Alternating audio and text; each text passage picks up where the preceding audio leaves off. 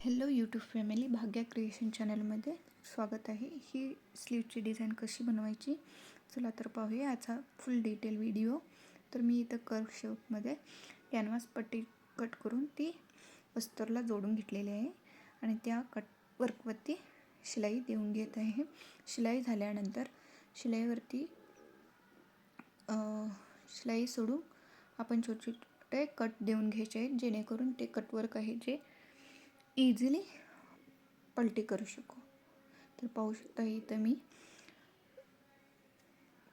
Design जी आहे ती आपण व्यवस्थित करून घेत आहे, सरळ करून घेत आहे. पलटी करून झाल्यानंतर आपण हातानेच थोडं चाळून घेऊन किंवा व्यवस्थित करून घेऊन आयरन करून घेऊन झाल्यानंतर रेडी जी दोरी पाइपिंग सिल्वरमध्ये घेतलेली आहे ती रेडी करून घेतलेली आहे आणि त्याच्या कडेने लावत आहे, शिलाई देत आहे. अगदी सोप्या पद्धतीने तुम्ही इथं लावू शकता.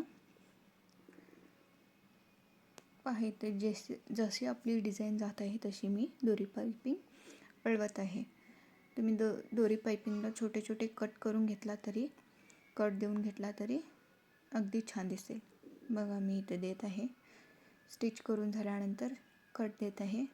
तर तुम्हाला असं जमत नसेल तर आधीच तुम्ही दोरी पाइपिंगला छोटे छोटे कट देऊन घ्या, म्हणजे तुम्हाला अजून सोपं जाईल दोरी पाइपिंग जोडण्यासाठी.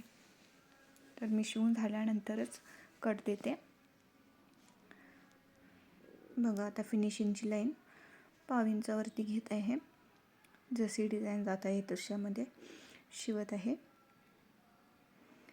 तर आपला साडीचा जो भाग आहे तो प्लेन आहे, तो त्यासाठी मी 2 इंचाची पट्टी रेडी करून त्याच्या खाली ठेवून शिलाई फिरवत आहे, जेणे की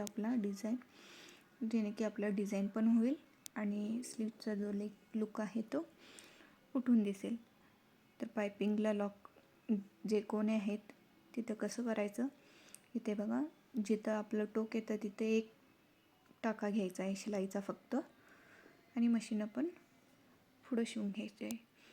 तिथं टाका घेतला की आपला कोण तयार होतो. आता आपली जी ब्लाऊजची स्लीव्ज रेडी झालेली आहे. चला तर भेटूया असेच नवीन videos. Bye bye YouTube family. Like करत राहा, शेअर करत राहा.